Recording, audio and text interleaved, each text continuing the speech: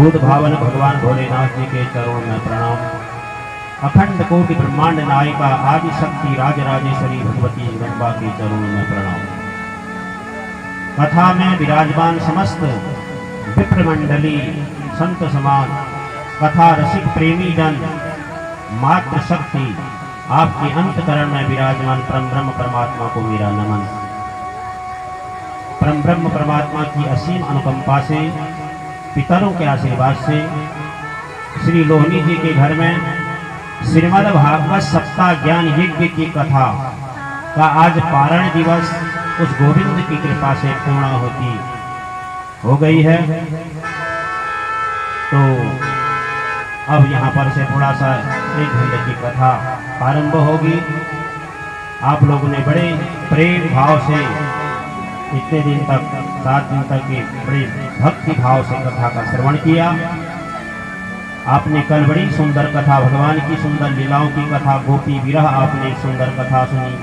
गोपी कितना प्रेम भगवान के से करते हैं और कैसे भगवान मथुरा में के कंस का उद्धार किया, कैसे भगवान का विवाह हुआ, कैसे सारी कथाएं कल आपने सुनी।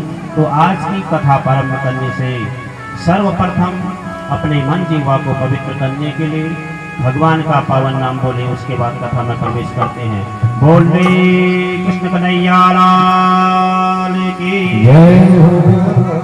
श्री कृष्ण गोविंद हरे मुरारी हे नाथ नारायण वासुदेव। परीक्षित जी को जब श्राप मिल गया था तक्षक सर्प द्वारा 7 दिन में राजा परीक्षित की मृत्यु होने वाली थी, तो राजा परीक्षित की मुक्ति के लिए सुखदेव महाराज जी ने राजा परीक्षित जी को ये कथा सुनाई। यही कथा अपने बुद्धि के अनुसार इस यज्ञ मंडप पर आप लोगों को सुना रहा हूं। आई आपने बड़े भगवान के बड़े सुंदर सुंदर लीलाओं का गुणगान और श्रवण आपने किया। परम ब्रह्म परमात्मा जिसके ऊपर कृपा करते हैं कि एक बचपन के सखा है, कौन है? सुदामा जी। ये सुदामा जी का ऐसा चरित्र जिनका नाम है सुदामा, भगवान के बचपन के मित्र हैं, साथ ही विद्या ग्रहण किया हुआ है। कहा है कृष्णस्यासि सखा कश्चित् ब्राह्मणो ब्रह्मविन्नयः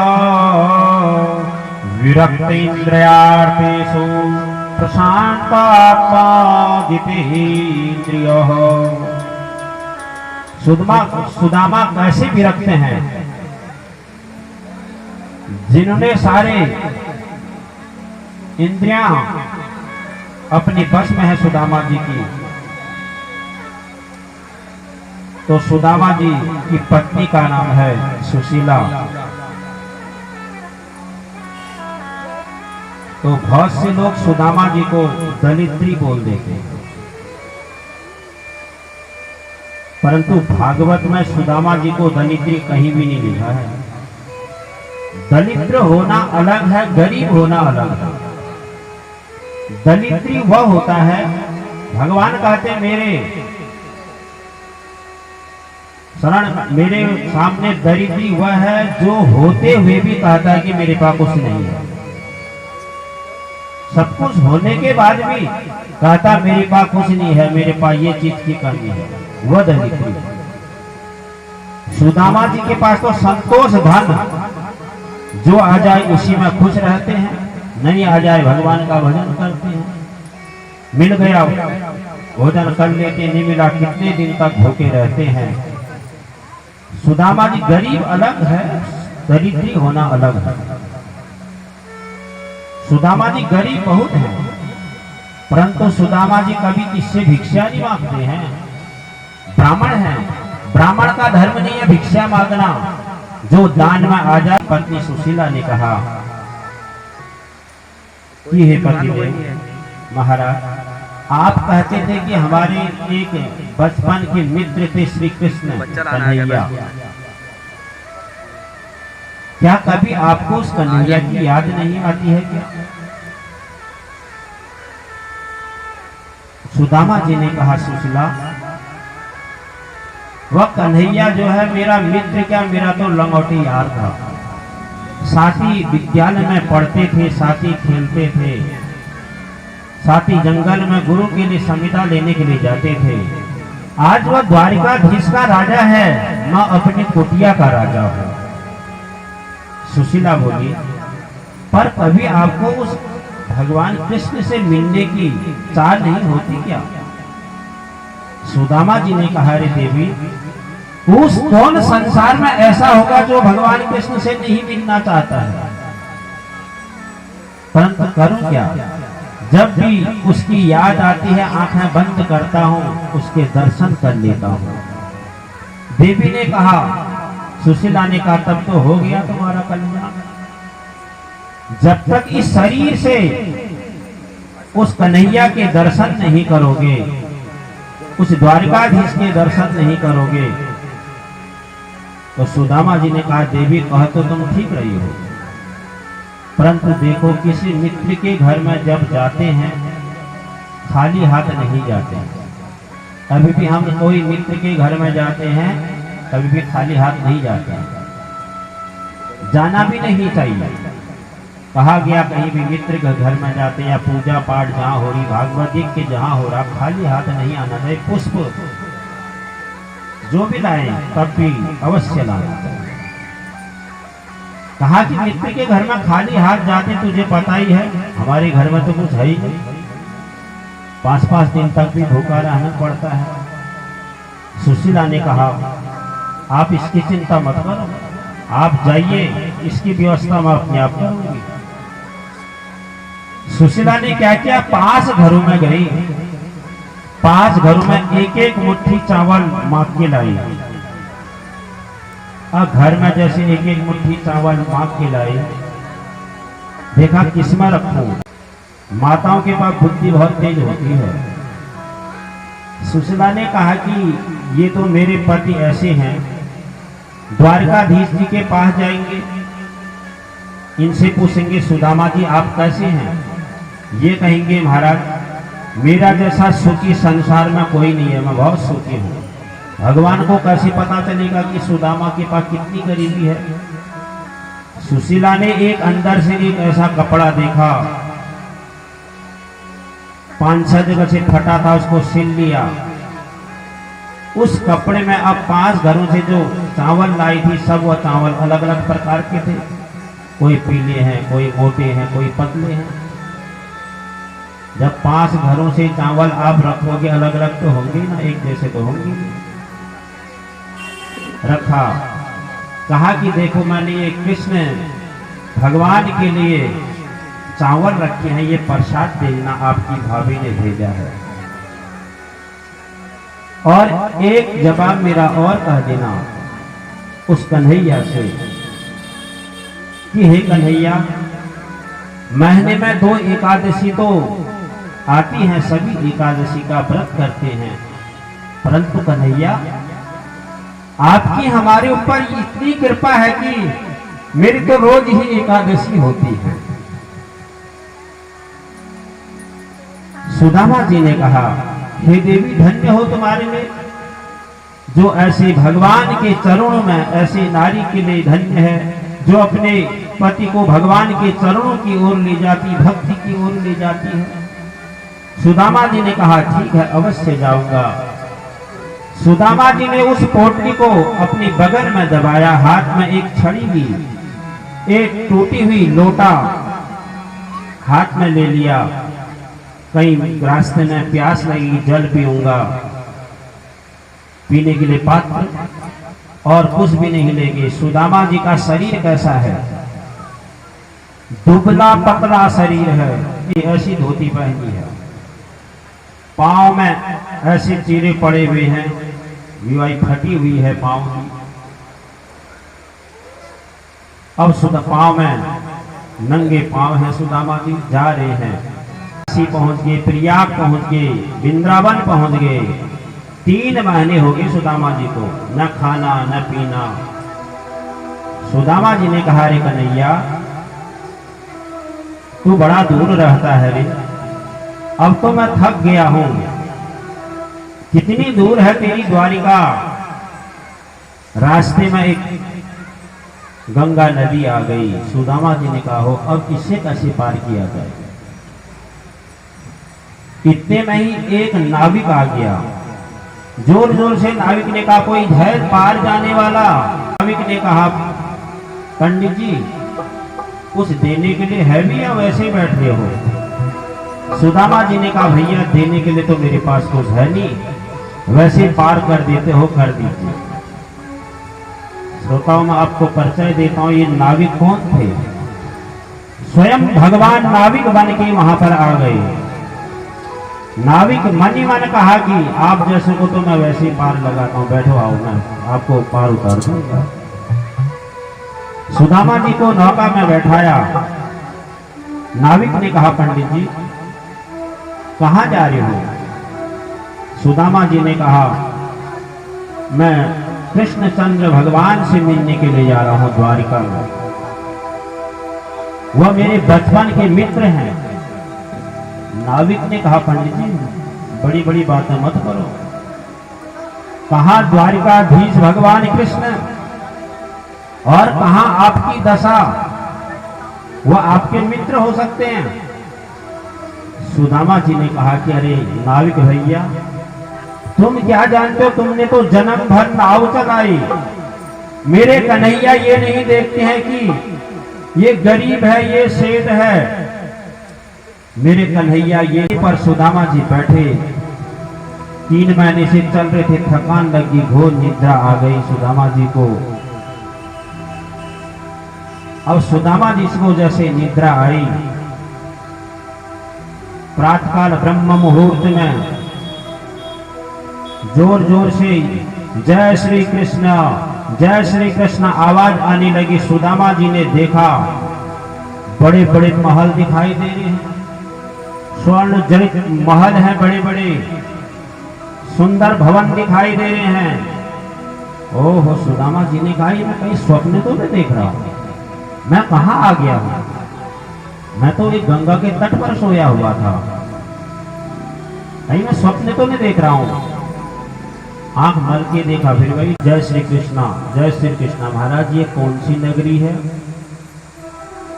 महाराज ये द्वारिका नगरी है। हाँ ब्राह्मण देवता, द्वारिका नगरी कहाँ जाना है आपने? पता बताइए, हम आपको बता देंगे।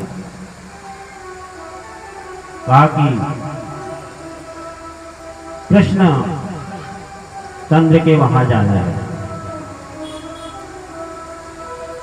तो उस राहगीर ने कहा कि कौन है कृष्णचंद्र?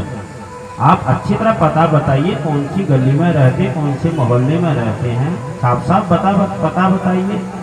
कहा कि महाराज वो यहाँ के राजा हैं। कहा कि आपको नाम बोलना भी नहीं आता है, यहाँ के राजा ऐसे थोड़ी बोला जाता उनको। श्री 1008 श्री कृष्णचंद्र भगवान द्वारिकाधीश महाराज करके उनको पुकारा जाता है। सुदामा जी बोले, अरे भैया हमें तो पता ही नहीं, हम तो बचपन में साथ पढ़े हैं, हम तो बचपन में उससे कृष्ण कृष्ण करके ही बोलते थे। कहा कि बस ये द्वारिका नगरी तो है, सब उन्हीं के तो भवन दिख रहे हैं। सुदामा जी ने कहा से पूछा, भैया द्वारिकाधीश का महल यही है? द्वारपाल ने कहा, हाँ हाँ महाराज यही है। हे ब्राह्मण देवता आइए। द्वारपाल ने सुदामा जी को प्रणाम किया। आ रहे हो? धक्का मारते हैं सुदामा जी को। ऐसा नहीं है, यहाँ पर ब्रह्म परमात्मा विराजमान है, उनके भक्त कहीं ऐसा कर सकते क्या? सुदामा जी का बड़ा आदर किया। कहा कि ब्राह्मण देवता कहां से आए हो? सुदामा जी ने कहा, इस समय भी भगवान से मिल सकते हैं, परंतु अभी अभी हमने सुना कि भगवान जो है भोग लगा करके शयन कक्ष में चले गए हैं आराम करने के लिए। फिर भी आप अपना नाम बता दीजिए, हम उनके पास जाकर आपका समाचार बता देते हैं।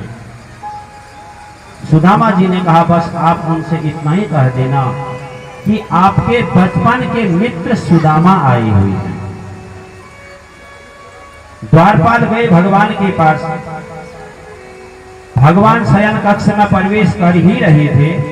द्वारपाल ने कहा प्रभु क्षमा कीजिए, आज हमने अपने जीवन में ऐसे विचित्र ब्राह्मण पहली बार देखा। प्रभु आपके द्वार पर एक ब्राह्मण आए हुए हैं। वह ब्राह्मण कैसे हैं? द्वारपाल कहते हैं शीश पगान ढका तन पे प्रभु जानी को आहे बसोगे ग्राम। शीश पगान ढका तन पे प्रभु जानी को आहे कहोगे ग्राम। धोती फटी सिलटी दुपटी अरुपाय उपागन की नहीं नाम। धोती फटी सिलटी दुपटी अरुपाय उपागन की नहीं नाम। इस कदन जगतन पे प्रभु जाने को ही बस यही काम। धोती फटी सिलटी दुपटी और पाये पहन तीन क्षमा। धोती फटी सिलटी दुपटी और पहनी हुई भी जगह से तो फटी हुई है, पांव फटे हुए हैं, दुबला शरीर है, एक एक हड्डी दिखाई दे रही है। महाराज द्वार पर आए हैं, अपना नाम सुदामा बता रहे हैं, आपको बचपन के मित्र बता रहे हैं। जैसे भगवान ने सुदामा का नाम सुना, कहा कि अरे द्वार पर आप उस ब्राह्मण को क्यों नहीं लाए? भगवान ने बिना नंगे पांव ही दौड़ लगा दी। देखी भगवान के दुपट्टे गिर गए। देखी सुदामा की दीनी दशा, करुणा करके करुणा निधि रोए। पानी परत तो हाथ छुओ नहीं, नैनन के जल से पग धोए। पानी परत तो हाथ छुओ नहीं। गलती होगी, कोई एक द्वार पर एक ब्राह्मण आए हुए हैं, बिना सोचे समझे हमने भगवान को बता दिया। दौड़े दौड़े द्वार पर गए, सुदामा जी खड़े। भगवान ने तुरंत सुदामा जी को अपने गले से लगा दिया। दोनों में गले मिले। सुदामा जी के हाथ पकड़ करके भगवान अपने आसन में, जिस आसन में भगवान बैठते सिंहासन में, उस सिंहासन में सुदामा जी को बैठाया। और सुदामा जी रुक्मणी से कहा जाओ जल लाओ, मैं ब्राह्मण देवता के चरण धोता हूं। आज रुक्मणी ने भी कहा कि हे प्रभु, जो सारे जगत वाले आपकी पूजा करते हैं, ऐसे कौन से ब्राह्मण ने ऐसे कर्म किए होंगे, आज स्वयं परम ब्रह्म परमात्मा इनकी पूजा कर रहे हैं।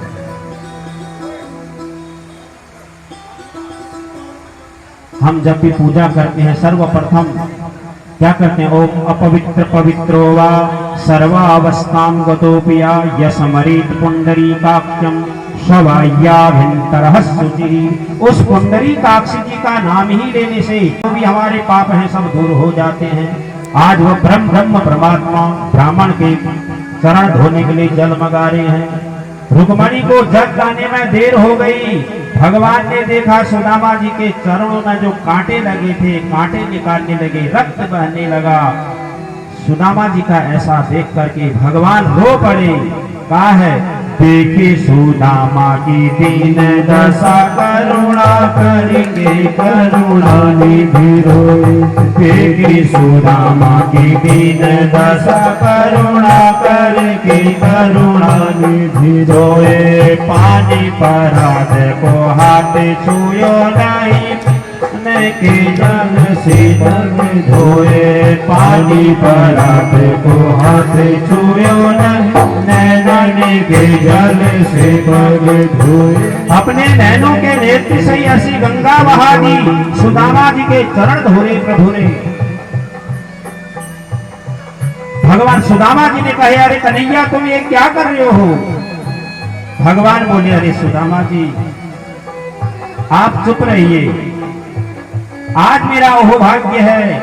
भगवान कहते, विप्र प्रसादात् धरणी भी हमारे पाप हैं सब दूर हो जाते हैं। आज वो ब्रह्म परमात्मा ब्राह्मण के चरण धोने के लिए जल मंगा रहे हैं। रुक्मणी को जग लाने में देर हो गई। भगवान ने देखा सुदामा जी के चरणों में जो कांटे लगे थे, कांटे निकालने लगे, रक्त बहने लगा। सुदामा जी का ऐसा देख करके भगवान रो पड़े। कहा है, देखे सुदामा की दीन दशा करुणा करेंगे करुणा निधि रोए। देखे सुदामा की दीन दशा करुणा करके करुणा निधि रोए। पानी परात को हाथ छुयो नहीं, के जल से तन धोए। पानी परात को हाथ छुयो नहीं, के जल से पग धोए। अपने नैनों के नेत्र से ऐसी गंगा बहा दी, सुदामा जी के चरण धोरे प्रभुरे। भगवान सुदामा जी ने कहे, अरे कन्हैया तुम ये क्या कर रहे हो? भगवान बोले, अरे सुदामा जी आप चुप रहिए, आज मेरा अहोभाग्य है। भगवान कहते, विप्र प्रसादात् धरणी आज मुझे सेवा करने दीजिए। रुक्मणी से कहा, जल को सब कमरों में छिड़क दीजिए, छिड़काव कीजिए। अब सुदामा जी के चरण दबाने लगे। रुक्मणी ने देखा, ऐसे कोई ना कोई तो ऐसे ब्राह्मण जिसकी भगवान सेवा कर रही, मैं भी पंखा क्यों नहीं हिलाऊं। रुक्मणी जी पंखा पवन करने लगी। इतने में ही सुदामा जी को भगवान कृष्ण की पत्नियां जो है प्रणाम करने के लिए आई। एक आई, दो आई, तीसरी। भगवान की तो 16,108 रानियां हैं। एक एक करके जब 200-400 पत्नियों ने प्रणाम किया, सुदामा जी आशीर्वाद देते देते थक गए। सुदामा जी कन्हैया से बोले, अरे कन्हैया ये कौन है? भगवान बोले, सब मेरी हैं। सुदामा जी बोले, और मैंने सोचा कोई पड़ोसी की तो नहीं है। अभी कितनी हैं? कहा, महाराज अभी तो 16,108 है। मैं तो अब आशीर्वाद दे दे थक गया। भगवान ने कहा, मैं सब समझता हूँ, अब आप मुझे आशीर्वाद दे तो मैं आपको प्रणाम कर देता हूँ। भगवान ने तुरंत सुदामा जी के चरणों में प्रणाम किया। कहा कि मुझे आशीर्वाद मिल गया, सबको आशीर्वाद मिल गया। अब जो है बचपन की कहा कि देखो सुदामा जी, आपको याद है हम बचपन में आपको बहुत चिढ़ाते थे। आप कहते थे हम विवाह भी नहीं करेंगे। हम तो का तो मन था नहीं, परंतु माता पिताजी ने माना नहीं, व्यस्त जीवन में फंसा ही दिया, विवाह कर लिया। भगवान बोले, कैसे हो रे सुदामा, कैसे मित्र हो, आपने विवाह किया, मुझे बुलाया नहीं। सुदामा जी बोले, बस ऐसे हो गया कन्हैया, मैंने तो एक विवाह किया, तूने 16,108 विवाह किए, तूने क्या मुझे बुलाया? भगवान तब तो भाभी को आपने हमारे बारे में बताया नहीं बताया? मेरे मित्र कृष्ण, भगवान कृष्ण है। सुदामा जी ने कहा, क्यों नहीं, अवश्य बताया। तो तब तो भाभी ने मेरे लिए कुछ न कुछ तो भेजा होगा ना। अब सुदामा जी बड़े चक्कर में पड़ गए। सुदामा जी ने कहा कि ये द्वारिकाधीश तो यहाँ का राजा है। सुदामा जी ने पोटली जो है बगल में दबा रखी है। सुदामा जी ने कहा, रे कृष्णा, बात घुमाने लगे। देखो हम बचपन में संविदा लेने जाते थे, एक दिन बारिश हो गई, बात घुमाने लगे। तो भगवान ने कहा, ऐसे बात मत घुमाओ, पहले ये बताओ कि भाभी ने मेरे लिए क्या भेजा है। सुदामा जी बार बार बात घुमा रहे थे। तो भगवान ने कहा कि सुदामा जी, आपने बहुत देर से मैं देख रहा हूं हाथ दबा के क्यों रखा है, कहीं कोई बीमारी तो नहीं लगी है आपको? सुदामा जी बोले, अरे कन्हैया, बहुत दूर से आ रहा हूँ, थका हूँ। भगवान ने कहा, लाओ मैं इसको दबा देता तुम्हारे हाथ। सुदामा जी बोले, बड़े तू बड़ा चालाक है। इतने में भगवान की दृष्टि पड़ गई उस पोटली में, खींच लिया। अवश्य इसमें भाभी ने मेरे लिए कुछ भेजा होगा। भगवान ने देखा, समझ गए कि एक ही क्षण में भगवान समझ गए। पहली मुट्ठी भगवान ने खाई, स्वर्ग का सारा सुख सुदामा जी को दे दिया। दूसरी मुट्ठी खाई, पृथ्वी लोक का एक सत्र सम्राट सुदामा जी को दे दिया। तीसरी मुट्ठी खा रहे थे, रुक्मणी जी ने हाथ पकड़ दिया, कहा कि बड़े दानी बन रहे हो, सुदामा जी को बड़े दानी बन रहे हो, क्या तुम सुदामा बनना चाहते हो अपना? बड़े संतों का अलग अलग भाव है। कोई कहते इसलिए रुक्मणी जी ने हाथ पकड़ लिया, कोई कहते कि रुक्मणी जी ने इसलिए हाथ पकड़ लिया कि कच्चे चावल है ऐसे मत खाओ, इसका प्रसाद बनाएंगे, आप ही थोड़ी खाएंगे, ब्राह्मण के घर से आशीर्वाद मिला है, प्रसाद मिला, हम भी तो खाएंगे।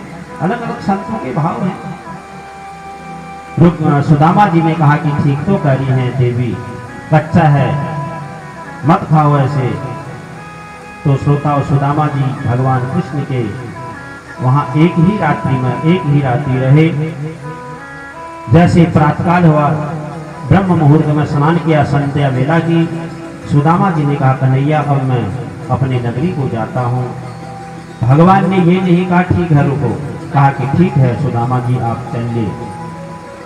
जैसे सुदामा जी आए थे वैसे चले गए, कुछ भी नहीं दिया सुदामा जी को। सुदामा जी जा रहे, रास्ते में जाते न सोच रहे कन्हैया तेरी कितनी कृपा है रे, तू कितना मुझ जैसा ऐसा गरीब सुदामा को भी तूने कितना स्वागत मेरा किया। सुदामा जी पहुंच गए अपनी नगरी में। आज सुदामा जी क्या देख रहे, जो सुदामा जी की नगरी है, सुंदर भवन बने हुए हैं, ऐसे ऐसे भवन बने हुए हैं, दो एक सुंदर बड़ा गेट बना है, उस गेट में द्वारपाल खड़े हैं। सुदामा जी ने कहा मैं आज ये कहाँ आ गया, जाते समय भी भटक गया, आते समय भी भटक गया, मैं तो अपनी ही नगरी में आया था, कौन सी नगरी आ गई, यहाँ तो मेरी कोई झोपड़ी दिखाई नहीं दे रही। पूछा कि हो सकता कोई मैं यहाँ नहीं था, किसी ने मेरी नगरी को कब्जा करके अपना महल बना दिया हो। इन द्वारपालों से पूछ लेता हूँ। द्वारपालों से पूछा महाराज ये कौन सी नगरी है? द्वारपाल ने कहा महाराज ये सुदामा नगरी है। सुदामा जी ने कहा सुदामा नगरी है, सुदामा तो मैं हूँ, हो सकता कोई सुदामा सेठ होंगे, उनने अपनी नगरी बसा दी होगी। कहा महाराज सुदामा सेठ जी से जरा मिला दीजिए। द्वारपाल ने कहा महाराज सुदामा सेठ नहीं है, वह सुदामा ब्राह्मण है। कहा ब्राह्मण है, वह सुदामा ब्राह्मण कहाँ है, जरा मुझे मिला दीजिए, मुझे अपनी झोपड़ी नहीं दिखा। सुदामा जी ने कहा मैं क्या देख रहा, द्वारकाधीश के पास तो नहीं गया था। परंतु सुदामा जी ने कहा कि मैं कहीं गलत जगह तो नहीं आ गया हूँ, चलो ये भगवान ने कोई ऐसा चमत्कार कर दिया उस कन्हैया ने, तो मेरी पत्नी तो यही होगी। कहा कि महाराज ठीक है, वह सुदामा जी की पत्नी से एक बार मुझे मिला दीजिए, मुझे मेरी झोपड़ी नहीं दिखाई दे रही है। द्वारपाल अंदर गए। सुदामा जी की पत्नी सुशीला से कहा कि हे देवी, द्वार पर एक ब्राह्मण आए हुए हैं, वो आपसे मिलना चाहते हैं। जैसे सुशीला बाहर निकली, आज सुशीला के साथ में 10 सखियां आगे चल ली, 10 सखियां पीछे चली, सुंदर श्रृंगार करके सुशीला बाहर निकली। सुदामा जी ने कहा कि हो मैं कहीं गलत जगह ही आ गया, ये मेरी पत्नी नहीं है। जैसे सुदामा जी वापिस जाने लगे, पत्नी ने पहचान लिया हो ये तो मेरे पति आ गए, दौड़ लगा करके गई, अपने पति के चरणों में प्रणाम किया। कहाँ जा रहे हो? सुदामा जी ने कहा कि ये मैं क्या देख रहा हूँ? पत्नी ने कहा ये तो सब भगवान कृष्ण की कृपा है। जैसे आप द्वारका गए, ये रात में यहाँ भगवान कृष्ण की क्या चमत्कार हो गया। तो इस प्रकार से सुशीला ने कहा कि मुझे वैभव चाहिए था, मुझे वैभव मिल गया, आपको दर्शन चाहिए थे, आपको दर्शन मिल गए। सुदामा जी बोले ठीक है सुशीला, अब सोने की रोटी बनाओ, चांदी की दाल बनाओ, हीरे की चटनी बनाओ, खूब खाओ, ऐश करो, मैं तो वन में चले जाता हूँ भक्ति करने के लिए, मुझे ये नहीं चाहिए। पत्नी ने कहा कि क्या बात करते हो प्रभु? ये उस अंदर से तेरी टांग वाले सुंदर मुरली की धुन आई। सुदामा जी ने पीछे देखा, कहा कि रे सुदामा जी कहाँ जा रहे हो, रुको। सुदामा जी ने कहा रे कन्हैया तुमने ये क्या किया, मुझे ये वैभव ऐश्वर्य नहीं चाहिए। जिसमें आपका नाम ही भूल जाए, जिसमें अहंकार उत्पन्न हो जाए, जिसमें ये माया मुझे नहीं चाहिए, तब भगवान ने कहा सुदामा जी आपको ये माया कुछ नहीं करेगी, आपको ये धन ऐश्वर्य पाकर दुनिया का कल्याण करो। तो भगवान वहां से अंतर ध्यान हो गए। तो भगवान की ये कृपा होती है। समय आ गया और यदुवंशियों ने, भगवान ने अपने पुत्र पौत्रों को बहुत समझाया। एक सांब का पुत्र है, फंस गई थी, उसको समुद्र में डाल दिया, उसको मछली निकल गई। एक मछुआरे को मछली फंस गई, उसके अंदर वो अहिल्या को कील मिली, उसने अपने सुंदर धनुष बाण में उस कील को लगा दिया। उसके बाद यदुवंशियों का धीरे धीरे आपस में ही लड़ने लगे। इन यदुवंशियों का विनाश हुआ। तो शेषा अवतार भगवान शेष अपनी दाई जांग में बाएं चरण रख करके बैठे हुए थे। बहेलिया शिकार खेलने के लिए वन में आया हुआ था। भगवान के पांव के तवे को देखा, सुंदर दिखाई दे रहा था। उसने सोचा कोई हिरण बैठा हुआ है, बाण छोड़ दिया। भगवान के पैर में जैसे पांव में बाण लगा, बहेलिया दौड़ करके आया, भगवान के चरणों में गिर गया। कहा कि प्रभु मुझे क्षमा कर दीजिए, मैंने बड़ा अपराध कर दिया है। भगवान ने कहा तुम्हारा कोई अपराध नहीं, जो मैं चाहता वही होता है। यहाँ पर वर्णन आता है कि जब भगवान ने छुप करके वहां बाली का वध किया था, आज वही बाली जो है बहेलिया बन करके भगवान ने, और जो उसके साथ छुप करके किया था, और वही आज बाली बहेलिया बन के आया। तो भगवान कहते कि जो मैं चाहता हूं वही होता है। इतने में अर्जुन आया। अर्जुन ने कहा प्रभु आपके चरण में बाण किसने मारे, मैं उसको नहीं छोड़ सकता हूं, बताइए। तो भगवान ने अर्जुन को समझाया। अर्जुन से कहा कि अर्जुन जाओ तुम वृंदावन में जाकर के मेरे सभी ब्रजवासियों को, गोपियों को, राधा रानी को, सबको लेकर के आ जाइए। समझाया। जैसे कृष्ण, जैसे अर्जुन उनको लेके आ रहे थे, भगवान रास्ते में ही भील का रूप धारण करके अपने पत्नियों को सबको और चुरा करके ले गए। भगवान अर्जुन को भी ये बताना चाहते हैं कि हे अर्जुन तुम्हारा गांडीव धनुष बिना मेरी उससे नहीं चल सकता है। तो ब्रह्म परमात्मा की लीला तो अपरंपार है। उद्धव जी जो है भगवान के चरणों में गिर गए, हे प्रभु अब आप अपने परम धाम को जा रहे हैं, मैं भी आपके साथ चलूंगा। तो भगवान उद्धव जी को समझाकर कहा तुम जाओ बद्रिका आश्रम में चले जाओ। वहां अलकनंदकी लगा कर देखे हुए थे, अब भगवान कहाँ जाते हैं। तो देवता देखे देखे भगवान वहीं पर अंतर ध्यान हो गए। तो श्रोताओं कहा गया भगवान इसी भागवत में समा गए। आज भी भगवान यही है, भगवान कहीं नहीं। भगवान कहते हैं मैं यही हूँ। आज भी वृंदावन में भगवान घूमते हैं।